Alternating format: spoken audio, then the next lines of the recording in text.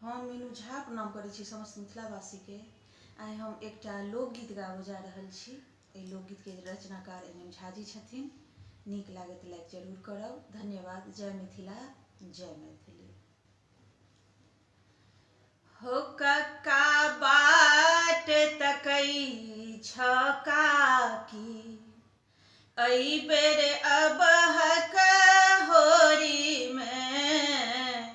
हो कक्का बाट तकई छ काकी, अई बेर अबहक होरी में। अबहक होरी में किछु त भरहक झोरी में। हो अबहक होरी में किछु त भर